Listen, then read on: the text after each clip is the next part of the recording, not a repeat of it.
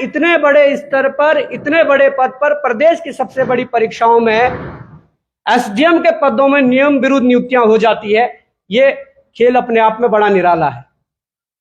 मैं आगे बढ़ना चाहूंगा और कहना चाहूंगा कि ये जो नियुक्तियां हुई है, एसडीएम के पदों पर नियम विरुद्ध जो नियुक्तियां हुई है, मैं उस चीज का जो पूरा विषय है उसे आपके सामने रखना चाहूंगा।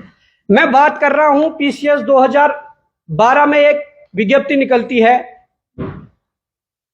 वो विज्ञप्ति पीसीएस 2012 में जब निकलती है तो मैं आपके सामने कहना चाहूंगा कि ये 2012 में, ये 13 से 19 जुलाई 2012, 2 डेटें इसमें दी गई है।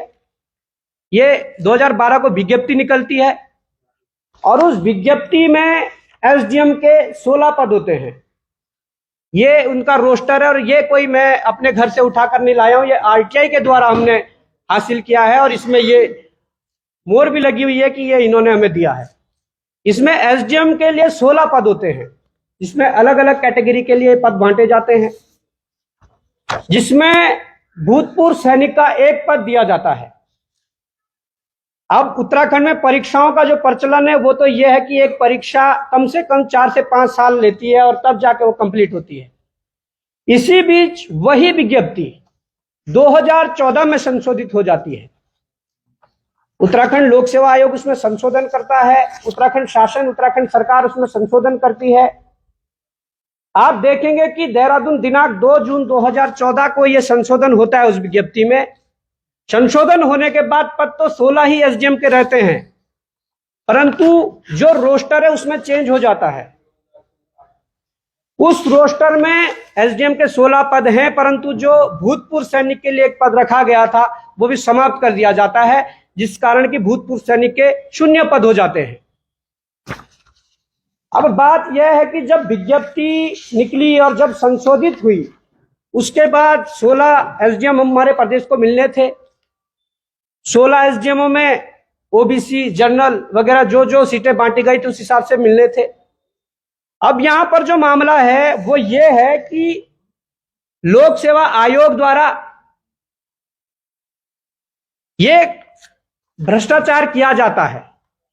जिस कैटेगरी का कोई पद नहीं है उस कैटेगरी के व्यक्ति को, मैं बात भूतपूर्व सैनिक की कर रहा हूं, भूतपूर्व सैनिक को एसडीएम का पद दिया जाता है और वो भी उस भूतपूर्व सैनिक को किया जाता है जिससे अधिक अन्य जो भूतपूर्व सैनिक जो पार्टिसिपेट करते हैं, जिन्होंने परीक्षा दी है, जिसके सबसे कम नंबर थे उन्हें वो पद दिया जाता है। एसडीएम का इतना बड़ा पद, उसके बाद जिसके कम नंबर है उसे नियुक्ति देना, यह दर्शाता है कि लोक सेवा आयोग के अंदर करोड़ों रुपए का खेल ऐसे पदों के लिए चल रहा था। अभी कहानी बहुत बड़ी है, कहानी में इंटरेस्ट आएगा। अब जब लोक सेवा आयोग इन्हें नियुक्ति देता है तो उसके उपरांत क्या होता है कि जो व्यक्ति इससे प्रभावित होता है, जिस व्यक्ति के 31 नंबर इस व्यक्ति से ज्यादा होते हैं, वो कोर्ट की शरण में चले जाते हैं। माननीय उच्च न्यायालय नैनीताल में वो जाते हैं और एक रिट डालते हैं कि मुझसे कम नंबर वाले को कैसे एसडीएम बना दिया, मैं योग्य था, मेरे नंबर ज्यादा थे, इसलिए मुझे वो पद मिलना चाहिए था। कोर्ट ने जब सारी चीजें देखी तो कोर्ट ने वास्तव में देखा कि हाँ, इस व्यक्ति के ये वो कोटा पूरा करता है जिस कोटे के लिए ये मांग रहा है। दूसरी बात, ये 31 नंबर इससे ज्यादा रखता है तो इसको क्यों ना मिले। वो हाईकोर्ट ने आदेश किया कि एसडीएम जो नियुक्त किए गए हैं मनीष बिष्ट जी, उनको उस पद से हटाकर सुधीर कुमार जी को नियुक्ति दी जाए। यह प्रक्रिया कोर्ट में चलेगी और कोर्ट के बाद कोर्ट ने जजमेंट दिया, मनीष बिष्ट को हटाया जाए और सुधीर कुमार को अंदर लाया जाए। आयोग को यह बात गले से उतरती नहीं है। आयोग फिर उसमें रिव्यू पिटीशन में जाता है और रिव्यू पिटीशन डालता है, परंतु हाई कोर्ट रिव्यू पिटीशन भी खारिज कर देता है और कहता है कि जो हमने कहा मनीष बिष्ट को बाहर करके सुधीर कुमार को नियुक्ति दी जाए तो करो। उसके उपरांत लोक सेवा आयोग मनीष बिष्ट को बाहर करके फिर सुधीर कुमार को नियुक्ति देता है। और अब देखिए आगे क्या होता है। ये जब चीजें हुई, ये जब मामले हुए, इसके बाद अगर 2012 से देखें तो कांग्रेस सरकार भी थी, परंतु 17 में ये मामला, जो 18 और 19 में यह मामला कोर्ट से जब उसमें आया, जजमेंट में आया, क्योंकि 17 में पीसीएस का रिजल्ट निकला था और 18 में नियुक्ति हुई, तो 18 में यह जजमेंट सुधीर कुमार ले आए कि मुझे नियुक्ति दे, और उन्हें दी गई कोर्ट के द्वारा। परंतु दुर्भाग्य यह है कि जो एसडीएम को जो बाहर कर दिया गया था वो सुप्रीम कोर्ट भी चले जाते हैं। अब सुप्रीम कोर्ट जाते हैं तो सुप्रीम कोर्ट उस पर सुनवाई करता है। सुप्रीम कोर्ट ने कहा कि जो सुधीर कुमार जिन्हें हाईकोर्ट ने नियुक्ति दी है, हाईकोर्ट के ऑर्डर को सुप्रीम कोर्ट ने बिल्कुल भी नहीं छेड़ा। उन्होंने कहा कि जिन्हें नियुक्ति दी है उन्हें एक बार नोटिस देकर उनको नोटिस भेजा जाए, और जो हमारा जो डिसीजन है अभी हाईकोर्ट का उसे यथावत तब तक रखा जाए जब तक कोई सुप्रीम कोर्ट का डिसीजन नहीं आ जाता है। ये बात जब चलती है, अब ये देखिए कि खेल कहां पर होता है। सुप्रीम कोर्ट से ये चीजें चल रही है, सुप्रीम कोर्ट में मामला लंबित है। त्रिवेंद्र जी का कार्यकाल रहता है। त्रिवेंद्र जी के कार्यकाल में पूरी फाइल चलती है। जिन फाइलों के ये साक्ष्य हमारे पास मौजूद है, जो कैबिनेट के जो मिनट्स वगैरह हैं वो हमारे पास है। त्रिवेंद्र जी की उसमें भी चलते हैं। त्रिवेंद्र जी की मैं इस जगह पर तारीफ करना चाहूंगा और कहना चाहूंगा कि आपने जो गलत था वो गलत, उसको गलत कहा, जो सही था सही कहा। उन्होंने ऐसी नियुक्ति पर रोक लगाई, उन्होंने कभी ऐसी नियुक्ति नहीं की।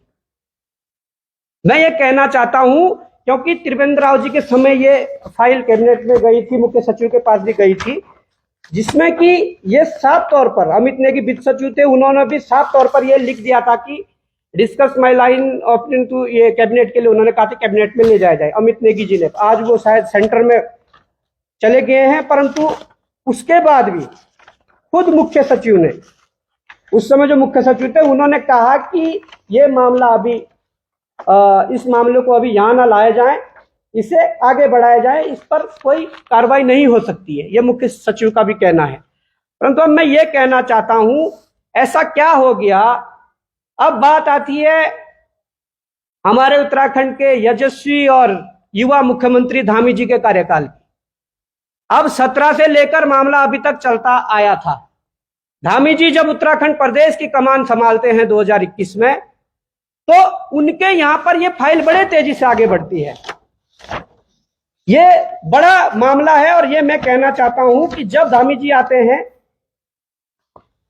ये मैं आपको डेट भी बता देता हूं, तो ये बड़े तेजी से फाइल आगे बढ़ती है। उस फाइल में ये देखना पड़ेगा कि भाई जब ये नियम विरुद्ध नियुक्तियां हुई थी, जब कोर्ट ने कह दिया कि ऐसा कोई प्रावधान नहीं है। दूसरी बात मैं ये कहना चाहता हूं कि धामी जी ने कैबिनेट में ये मामला रखवाया।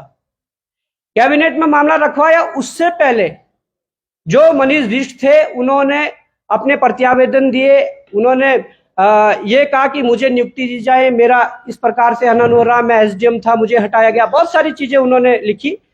तो शासन के द्वारा ये कहा गया था, शासन के द्वारा कहा गया था कि ऐसा कोई भी प्रावधान नहीं है कि एसडीएम जैसे पदों पर आप सीधे रिक्रूटमेंट कर दें, सीधे नियुक्ति कर दें, ऐसा कोई प्रावधान नहीं है। ये शासन के पहले कहने का मतलब यह कि जब शासन पहले 19-20 में था तो उनका ये कहना था, परंतु जब धामी जी आए तो ये काम बड़े आसानी से आगे बढ़ा और उसमें जो मनीष बिष्ट हैं उन्हें हमारे विश्वसनीय सूत्रों से हमारे संज्ञान में यह भी बात आई है कि करोड़ों की लेन देन होकर इस एसडीएम के पद पर दोबारा उन्हें बिठाया गया है। यह मैं कह रहा हूं क्योंकि जब बात आगे बढ़ेगी तो खुद ना खुद कहीं पे मुझे लगता है कि पूरी कैबिनेट भी फंसेगी, मुख्यमंत्री धामी जी खुद भी फंसेंगे और जिन्होंने ये नियुक्ति ली है मनीष बिष्ट ने, वो भी फंसेंगे।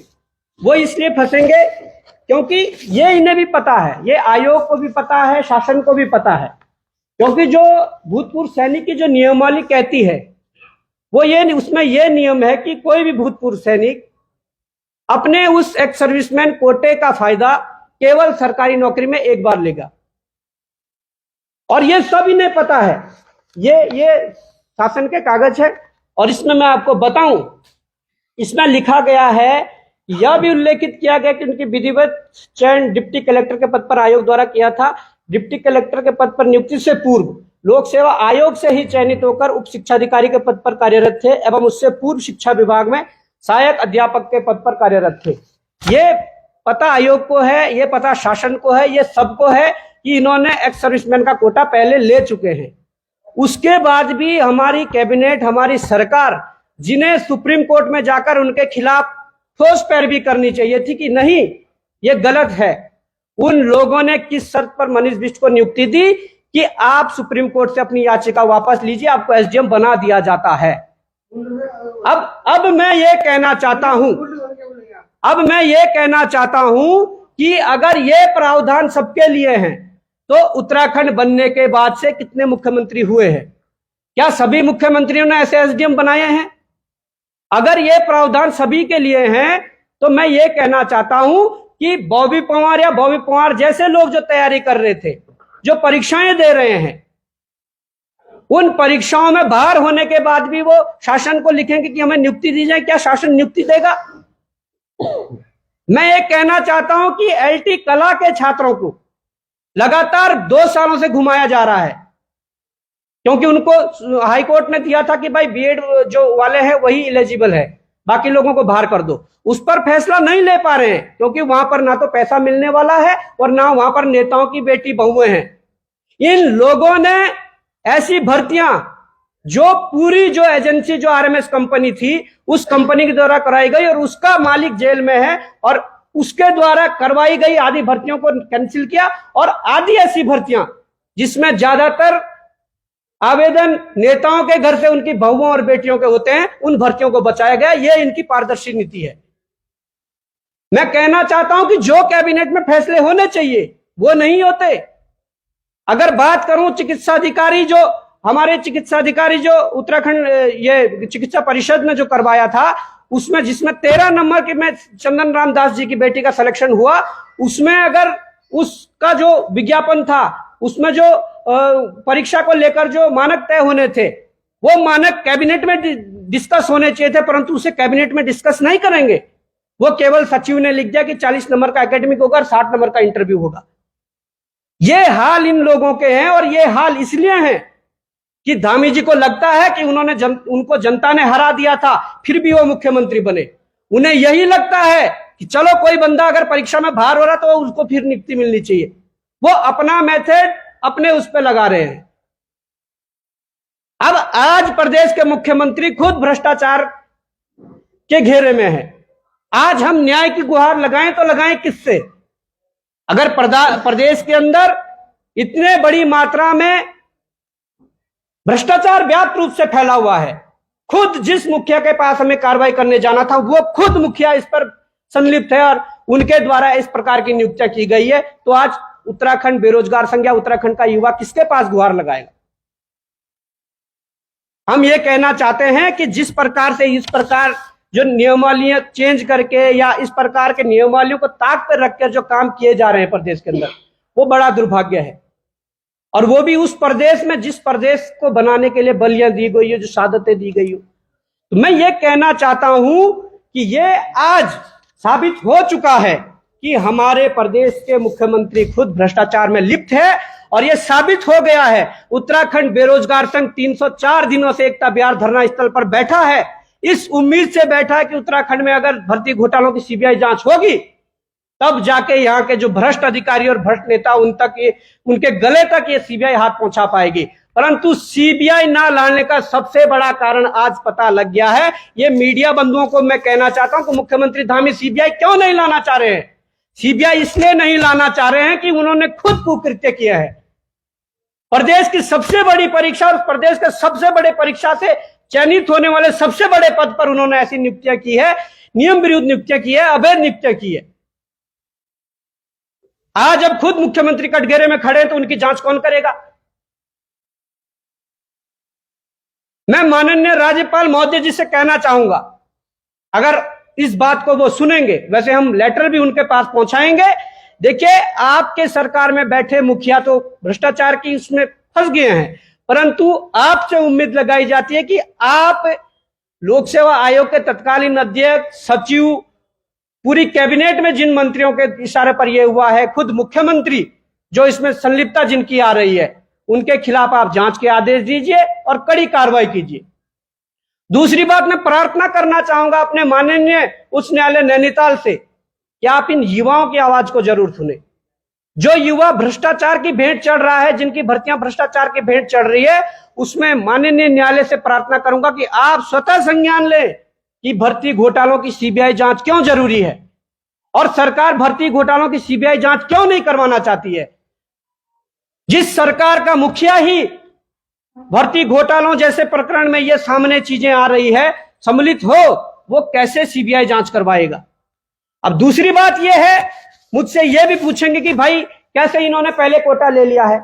ये 2010 पीसीएस का ये रिजल्ट है और इस 2010 के पीसीएस के रिजल्ट में मैं आप लोगों को बता दूं तो इसमें ये 80 नंबर पे Manish Bisht general ex serviceman, यहां भी एक्स सर्विसमैन का कोटा लिया हुआ है। जब एक्स सर्विसमैन नियमावली में यह लिखा गया है कोई भी एक्स सर्विसमैन सरकारी नौकरी में एक ही बार वो एक्स सर्विसमैन का कोटा ले पाएगा, तो ये 3-3 बार कैसे कोटे लिए जा रहे हैं। और ये हमारा घर का डॉक्यूमेंट नहीं है, इसमें आप खुद लिख रहे हैं कि आपको पता है कि उन्होंने एलटी में वो पहले एलटी टीचर थे, फिर उसके बाद वो पीसीएस के थ्रू खंड शिक्षा अधिकारी गए और अब तुमने उसे एसडीएम बना दिया।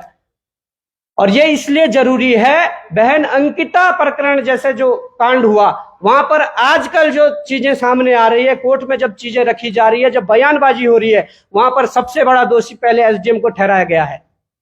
जब इस प्रकार के व्यक्तियों को, नियम विरुद्ध नियुक्तियों को अवैध नियुक्तियां करके एसडीएम बनाए जाएंगे, वही एसडीएम कल हमारी किसी जांच समिति गठित की जाती है और उसको वो हेड होते हैं।